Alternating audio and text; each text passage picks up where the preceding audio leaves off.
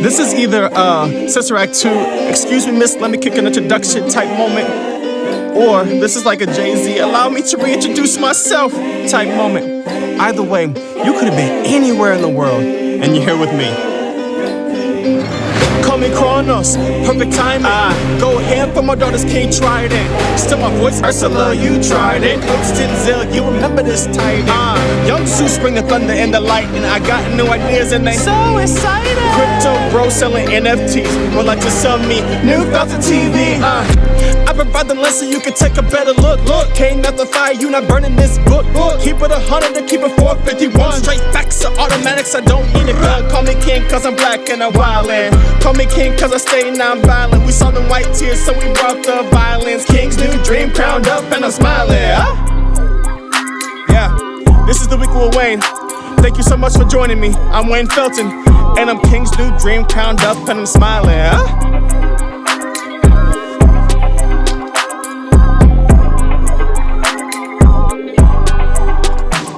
Welcome to the Weekly with Wayne, everybody. My name is Wayne Felton. Thank you so much for taking the time to watch this. This week, we're going to talk a little about Joe Biden and how he got elected to be president and why only Joe Biden seemed to get elected president. I'm going to try to introduce a new song talking about identity politics. Ain't that something? And then we're going to do a little segment I like to call Sipping Joe with Joe. But first, let's talk about what happened this week. Last week, Joe Biden gave his first State of the Union address, and I would be remiss if I did not take this opportunity to ask a very important question. Who's the president? Who's the president? Byron. Who? Byron. Say what's up to Byron. What's up, Byron? Now, in addition to Joe Biden giving his first State of the Union address, there was some history that was made right behind him. As we were all watching, we saw to our right, his left, Nancy Pelosi, a woman, Speaker of the House, and to our left, his right, Kamala Harris, Vice President of the United States, and a black woman. Now, before somebody jumps in my comment section, they're all like, Kamala's not black. I thought we collectively agreed that she's biracial. She's a biracial girl. She's biracial. She's a biracial girl. She's a biracial girl, made in a rainbow world. As dope as that history is for us and for those two women, it's important to understand that standing in front of them is still an old white dude. And so I think it's important for us to have a quick conversation about how on earth did we get Joe Biden as president? And why do we keep electing Joe Biden as president?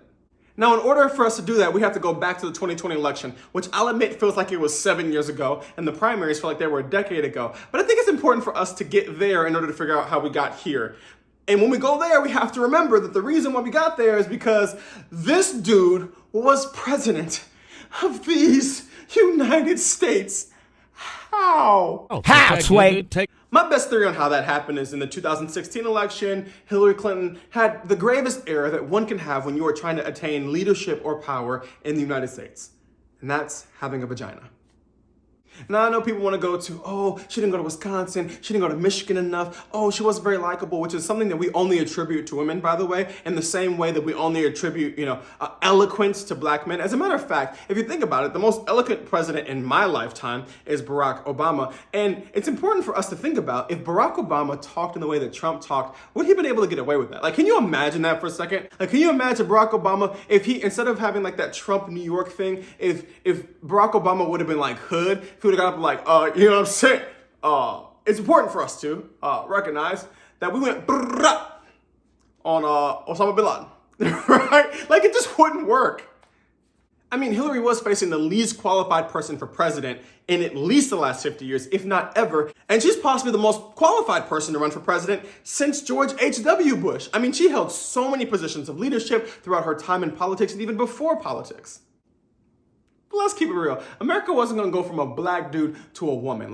We can do progress, but we can only do so much progress at once. And if you remember correctly, in 2010, the Tea Party movement got started. And while the Tea Party movement was supposed to be this ultra-conservative response to what they saw as government overreach, and the government overreach, by the way, was a black dude getting elected president. Like, the whole thing was set up as this ultra-conservative movement, but it was actually just the anti-blackness. And Donald Trump being elected, Van Jones called it the whitewashing. It was a white lash. It was a white response to Barack Obama.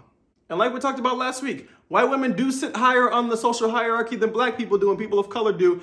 Once again, goes to the benefit of the doubt. But yet, white dudes still sit at the top of that. And Donald Trump was so unqualified, but still he had the one qualification that mattered. Name something the Pillsbury Doughboy and your man have in common.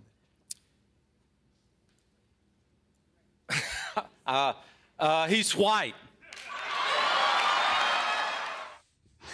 Fun fact, I was on this episode of Family Feud. And so another conversation, another time. And so after Trump's election, that's all the media talked about for 4 years is how do we beat Donald Trump? Who is the person? Who is Neo? Who is the one that will be able to beat Donald Trump? And what we all collectively understood was that it was going to have to be a white dude. Now, a lot of people got into the primaries of the Democratic Party, but we knew that if you just look at this list, by the way, just look at this list of all the people who ran and got votes. You got Joe Biden, who is the only person who could out old white man Trump, right? And then you got Bernie Sanders, who's old and he white, Jewish, but he's a socialist. And so whatever other things that cancels out, also recognizing that we've never had a Jewish president. You've got Elizabeth Warren, who's a woman and also a boss, and moderates don't like that. And you've also got Michael Bloomberg, who, let's just be very clear, he was giving very much Trump vibes on the Democratic Party. You had Mayor Pete, who, despite whatever other identities he wanted to rock with, is gay, and America really ain't ready for that. Then you got Amy Klobuchar, once again a boss, once again a woman, but she wasn't likable either. It was very clear who it had to be. Now let's take a step back for a second. Nobody was really rocking with Joe Biden like that. Like nobody's sitting out here like, yo, let me get me some Joe Biden. Like he was a dude who was like Obama's sidekick, but nobody was really talking about him like that until the primaries came around and we knew that he was a dude who had to do the thing. He's a dude playing the dude disguised as another dude. But nobody was out here like, man, let me get me some Joe Biden. I mean, what do you want to tell Joe Biden right now? What's up, baby? Take me out to dinner. Hey, yo. And here's an honest question we have to ask ourselves is how can America claim to be a beacon of hope that is so afraid of having non-white men in leadership? Ironically, we're the people who help spark revolutions. I mean, Francis phoned us to revolution. There is no more status quo, right? Like we're the people who help spark these things, but we've gotten to the place where we're no longer the revolutionaries. We're no longer the progressives. The world has passed us by and we're sitting in the muck of white supremacy and misogyny in a very, very deep and weird way. But the media was so focused on how do we find the person that moderates will love? Now, can we just talk for a second about the fact that moderates don't exist? They're unicorns, they're leprechauns, they're imaginary, they're Keebler elves for that matter. Like they just don't exist. Probably because moderation isn't really a position. It's like, y'all think that, and y'all think that? I'll just be somewhere in the middle. There's also this thing called the internet, which has made us more extreme in our ideas than we ever could be before because we're able to find other people who align with us and maybe take us further. So you're able to go down the rabbit hole of the extremes of whatever position you currently hold. And then there's a part about the fact that the moderates who do exist within the construct of a generation that is dying off, and they are now making decisions about a future that they will not get to be a part of. And so here they are making decisions about where we will be in 30 years, and they won't be allowed to see it. And what they're doing is they're making decisions that'll make them currently rich and leaving the rest of us with the bill in the end. Now let's also be clear about this. I'm not calling for black's sake. I mean, typically I am like Issa Rae. I'm rooting for everybody black. I am. But not all skin folk is kinfolk. Let's be very clear about that. And if you don't know what that saying means, then you should never say it. I mean, I could list a group of politicians right now who have become the agents of white supremacy in blackface, and they've been given access to power. Now, not all black people who are in positions of power are agents of white supremacy, but there are some who are cops who are pushing these things forward. Eric Adams. Like, y'all understand what I'm saying? Now, the right likes to talk about identity politics all the time, and the thought process that we are just making decisions solely on our identity, that I'm just voting for black people because I'm black. I'll never forget being a freshman in college the year that Barack Obama was up to be elected the first time. Yes, that is how old I am, and you were either sitting there going, yo, you're super young, or yo, you're super old, but we'll keep going from there. And somebody said, well, of course you're voting for Barack Obama, he's black. And I was like, no, he actually is the candidate that makes most sense for me right now. And he's black. But it's important for us to understand that in this country, while we can sit back and say that black people will vote for black people or Hispanics will vote for Hispanics, white people vote for white people. And there's one identity that has consistently given you access to leadership. There's one identity that's consistently given you access to power, and that is white maleness. Now, I just said white maleness and not straight white maleness because we all know that there are a lot of people around history and in the present who may seem to be or present themselves as straight, but girl, we know. That identity not only gives them access to power, but allows them to form the rules that everybody has to abide by. And what we have to understand is that when there are not people in the room who are part of the community being able to make the rules, then those rules will disproportionately work against them. Something you all will hear me say so many times is my definition of racism. It is the systems and structures that are created in ways which are prejudiced against and excluding of Black people, Indigenous people, and people of color. The reality is, not only have we made laws that are prejudiced against Black people, Indigenous people, and people of color, we continue to make laws. As a matter of fact, right now, the Voting Rights Act has expired. You know the Voting Rights Act that was passed while King was alive? You know that one, the one that was supposed to give Black folks the right to vote? Right now, Black folks do not have those same protections. There's also an Emmett Till anti-lynching bill that's sitting out there that has not been passed by the Senate. Now, why is that the case? Because the identity of the people who are sitting in the room does not reflect the identities of the people who need that law passed. Y'all, it's 2022. We're sitting here in 2022 without anti-lynching laws and without laws that are protecting Black people's right to vote. So ultimately, identity politics is the name of the game. It is the thing that gives you access to being able to get certain things. And what we have to understand is that when we talk about the Joe Bidens of the world, what we're understanding is that he didn't have to be the best person. He just had to beat Trump. And we knew the only person that could beat Trump was an old white dude. Let's take race out of it for a second. Heaven forbid we take racism out of it, but let's do that for a second. The average age of an American citizen is 38 years old. The average age of the Senate is 65. The average age of the Senate is retirement. On average, younger Americans are more progressive. Younger Americans actually want to see climate change policy passed. Younger Americans want to see us actually do something about the electrical grid and about infrastructure and not just say that we want to do these things. To the folks who got to witness the Great Highway Project, which was racist, but we'll talk about that later, who got to witness the grid being built, who got to witness all these amazing things that American exceptionalism produced, are now sitting back and watching America be less than exceptional. And we're saying, let's pass amazing bills that actually get people working, that actually clean up the environment, that actually set us up to have a future. We're being blockaded by 65 years old on the median age who won't actually see the impact of the laws that they aren't passing. The reality is this: there's an intersection of race and gender and age and orientation that would better represent this country. How amazing would it be if 13% of Congress was actually Black? If 13% of the Senate was Black? That actually represented 13% of Black folks that exist in this country. That would change things. And this intersection, I hope that people my age and younger, people who look like me and don't look like me, are starting to take up the mantle of actually running and dethroning this one singular identity that has had all the power up to this point. Because the truth is this: we were staring in the face of a global pandemic that was being just botched by our former president. That we were sitting in the middle of economic issues that were being botched. We're sitting in the middle of so many policies that were actually being destructive to this country. And the one thing that stood between us and fascism was a 78-year-old white man. And my hope is that we never have to sit in the space as a country that it would take a 78-year-old white man to keep us from having to do that. That's my hope moving forward. We'll be right back.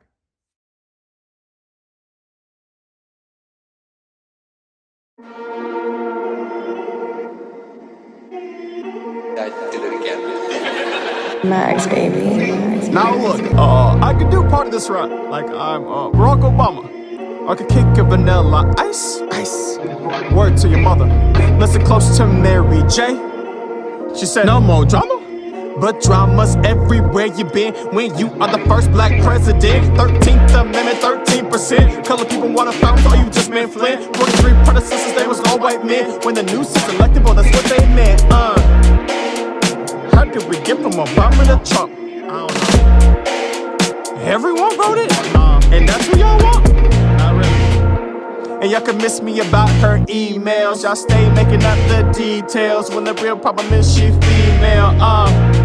Identity politics. Oh, not shattered, that highest and hardest glass ceiling, but someday. Every 4 years y'all pesting me, looking for a time y'all passing me. Keys to the country won't pass to me. King 60 years later, we still ain't free. So forget about the DRR, cause if you from the DR, you better pray that you light skin, cause we only elect Joe Biden's. Identity politics, ain't that something? Hide your identity while you're running. Was Jefferson speaking French when he said we stand for diversity? Yeah, we'll see. Ha.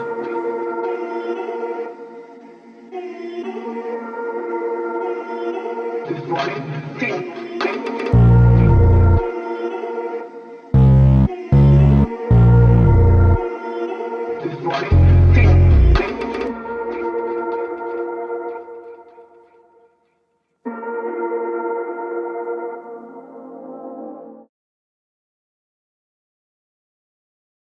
we stated earlier, last week Joe Biden gave his first State of the Union address, and so I want to do a little segment I'm going to call Sippin' Joe with Joe.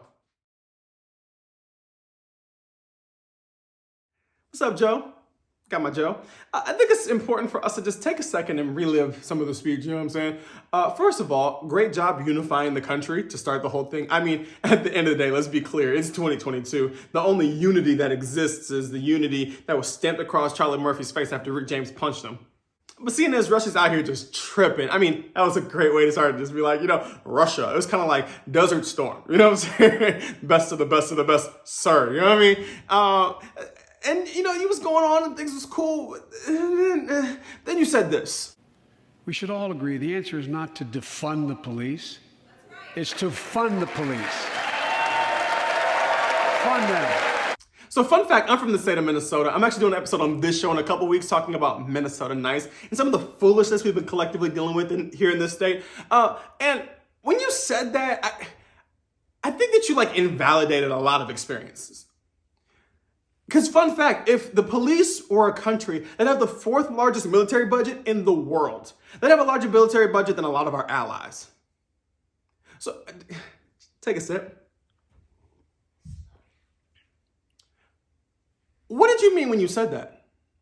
I mean, we couldn't get through the trial of Derek Chauvin for George Floyd's murder without Kim Porter going and committing manslaughter against Daunte Wright. And in addition to that, not only did Kim Porter do that, but she got 2 years for manslaughter after Derek Chauvin and all the cops have pled guilty to federal charges, right? I mean, what did you mean by that? Like, are you watching the news? Are you hearing? Nobody actually thinks that the police are a good thing unless you're talking about every little thing she does is magic or Roxanne, then it makes sense. But bro, read the room. Now, you were probably reading the room that you were in, which was a majority, a particular identity of people for whom the police have been seen as the protectors. But for people like me, bro, it ain't it. It was giving very much you don't want to get elected in 2024. And so this has been a fun coffee, but I just want to remind you, we didn't elect you. We just voted against Joe. And so get your stuff together. And don't say no foolishness like fund the police ever again. Okay, thanks so much for joining me for coffee. Bye. And that has been Sipping Joe with Joe. And that's actually our show, #bars. And so I love you guys so much. Thank you so much for watching. We'll see you again next week at The Weekly with Wayne. Peace.